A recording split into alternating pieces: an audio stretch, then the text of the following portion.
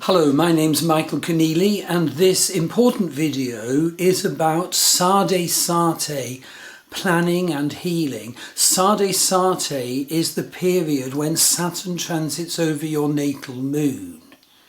And Vedic Astrology has a powerful and accurate analysis of the Sade Sate transit. So in terms of the 12 signs of the zodiac, Sade Sate is when Saturn transits through the sign before your moon, the sign occupied by your moon, and the sign after your moon, taking 7.5 years in all. But there is a much more accurate mapping and timing of Sade Sate, also offered by using the Nakshatras. The Nakshatras are the totally wonderful 27 sign lunar zodiac of Vedic astrology.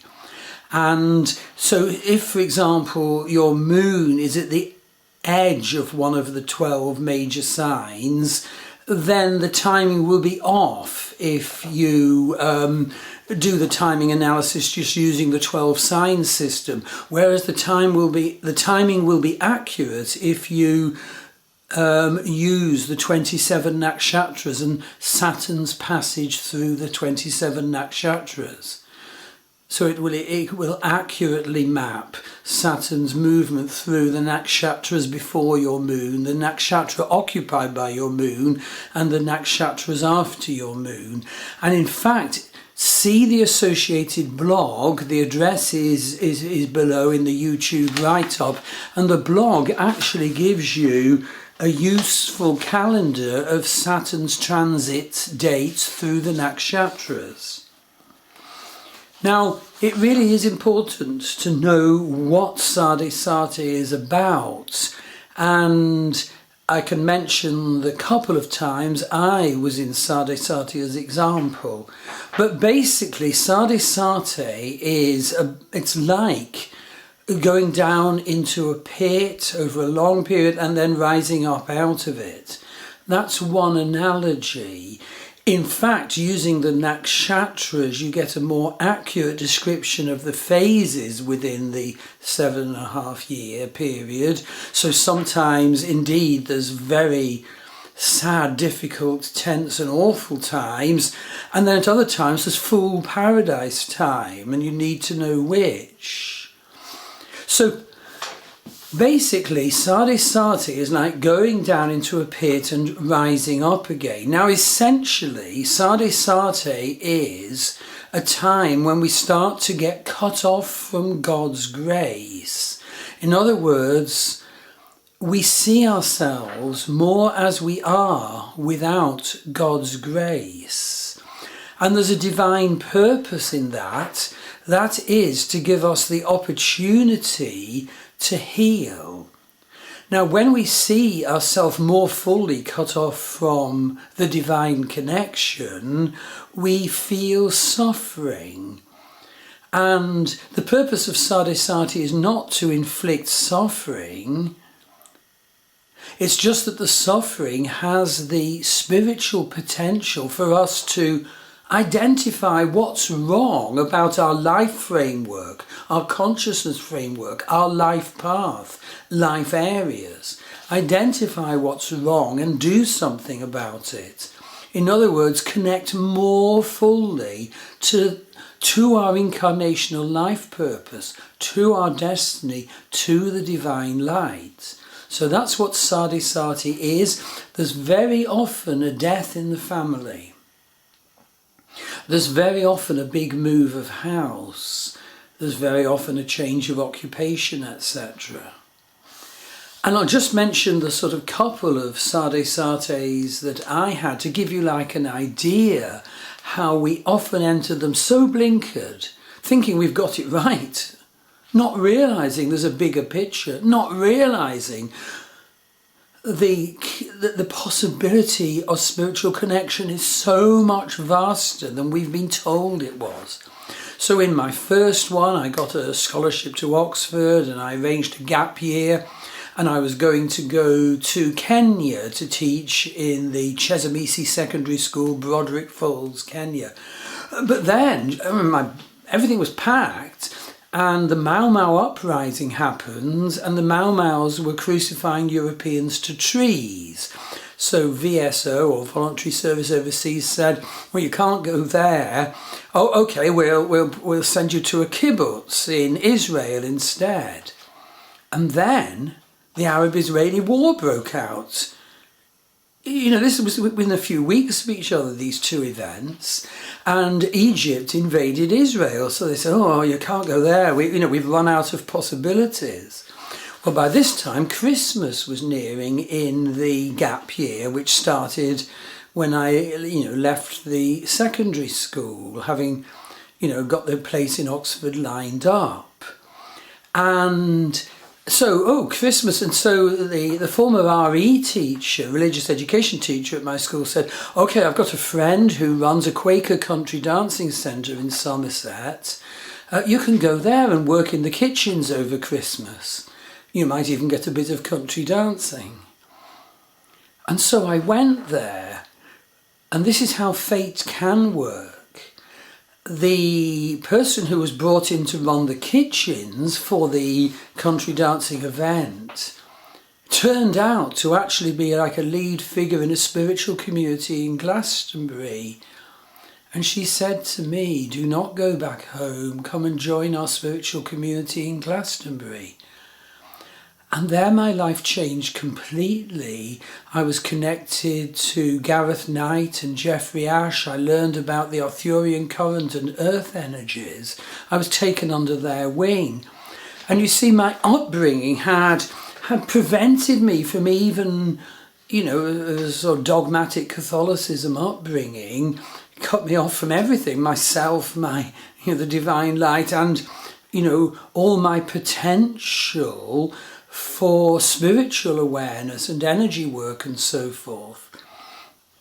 But of course Sade Sate continued, and I had some very difficult experiences, but at least my eyes had been opened and I was on a newer spiritual path.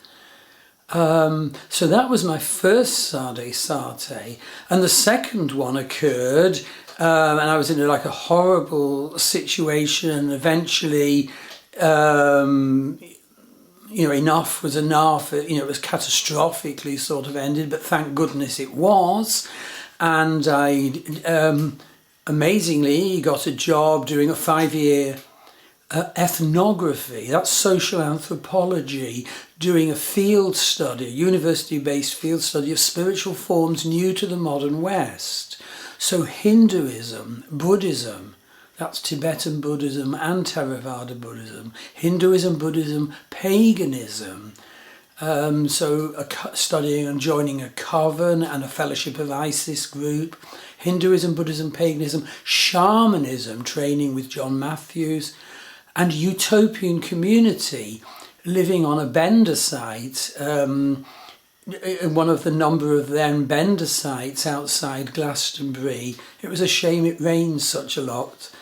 Benders are structures of willow branches or withies covered in a tarpaulin with a wood-burning stove. And then all the Benders had like a place of coming together where you could go to wonderful events and courses and buy organic food and craft stuff. And that was at Briders Yard in Glastonbury.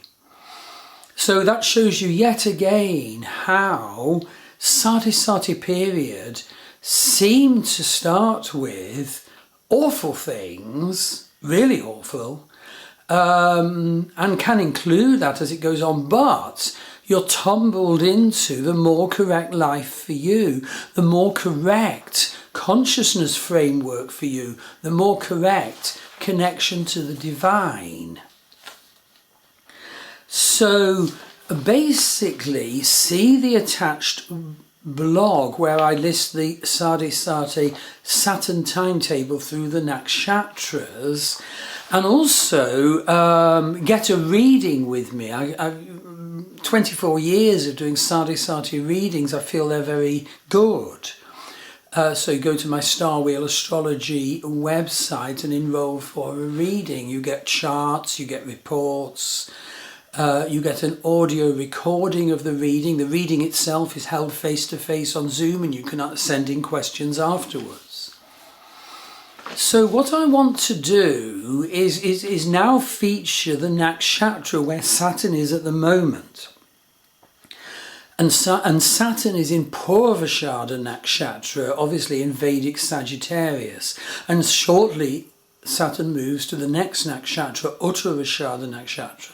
But at the moment, Purvashada is at the sort of bottom of the pit, the centre of Sade Sate. Now, the nakshatras are deeply ancient. The Vedic astrology shares them with ancient Babylon, for example.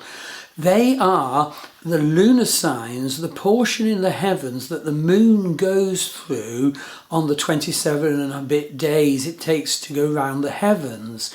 And of course, the moon is backed by different stars on each day.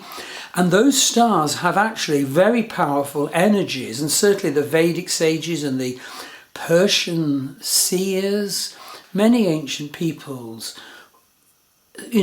could actually discern the different star energies. And indeed, they do have very strong energies and a very different nature. So a nakshatra is quite a narrow portion of the heavens containing a constellation of stars. And so if you are born with your moon in a particular nakshatra, that really, really, really, really affects who you are. And indeed, all the other planets, if you look up their nakshatra, and that really affects who you are, particularly your sun and your ascendant, but all the planets. And so the next thing to realise is that the nakshatras make warts and all statements. In other words, they describe our emotionally based consciousness, warts and all, bad points and good points. And of course, our divine task in this incarnation is to perceive the bad points, do something about them, and embrace and develop the good points. Now, so just for an example, I'm going to tell you a little bit about Purvashada Nakshatra, which Saturn is highlighting now because he's transiting there. So people with moon in Purvashada Nakshatra in the very centre of their Sade Sate experience. So, they'll have had, 3 years of Sade Sate by now. And they may well have had, their job meltdown, their family meltdown, they may have had illness, they may have had monetary shortage. If you have Sade Sate coming up, you do need to put money aside. But the negative side of Purvashada is, it comes from its rulership by Venus. Each nakshatra has a planetary ruler, each nakshatra has a deity ruler, a ruling god. And the trouble is, Venus, I find, can make Purvashadas want the easy life, the easy time, expect and demand pleasure, luxury and ease. And their nature, it means the former invincible one, means that they are quite sort of, negatively arrogant with that. I make the demand, I expect things to come to me. The symbol is the elephant's tusk. And so there's like an arrogance. And I sincerely find that those qualities are what Saturn absolutely shines his searchlight on in the middle of Sade Sate when Saturn's going through Purvashada. So they can have, great strength actually if they strip away the Venusian comfort demand. And they can have like artistic skills. A tricky side is that quite often, they can, take substances or whatever to which they feel will be healing and prop up strength and so forth. And I found this over and over again, and in fact put them into a haze and a daze so they can't embrace the Saturn message. So I'm saying this with a good heart, because I want all the people who have moon in Purvashada Nakshatra now to see the characteristic danger, the imperiousness and the demand for comfort and ease and other people sorting out the problems, and the belief that they're invincible. And in fact, I run a whole Nakshatra course, which I've been teaching for a long time, where you learn the nakshatra, all the nakshatra's meanings, and particularly we look into each of your planets, you know, what it means to have them in the nakshatra that they occupy. And all my courses are correspondence courses where the principle is you study your astrology, whatever topic it is, and my astrology, whatever topic it is. So it's a correspondence course, and because it's focused on two people, that keeps it genuine and authentic. So it isn't sort of receiving recordings or listening to someone, you know, ranting away on a video. And also I'm bringing in, literally in this coming month, the option for a very small extra sum of money for €35, a face-to-face at any time to supplement the correspondence course. So, you know, my courses, and they're all listed on the Master Vedic Astrology course, although they include psychodynamic Western astrology, for example, all the courses are very sound value. So, back to Sade Sate. If you are coming up to Sade Sate, so that means if you have your moon in Vedic Sagittarius or Vedic Capricorn, and soon to be Vedic Aquarius, then get in touch with me for a reading. It will offer so much. I always include tarot with my readings, and my wife Maggie Pashley does many healing modalities. Have a look at the associated blog, which shows the timetable for Saturn moving between the different nakshatras. Maybe it was my destiny to enter Sade Sate quite blinded and wounded by my background, upbringing and culture. Get a reading, it may hopefully open the eyes. Thank you.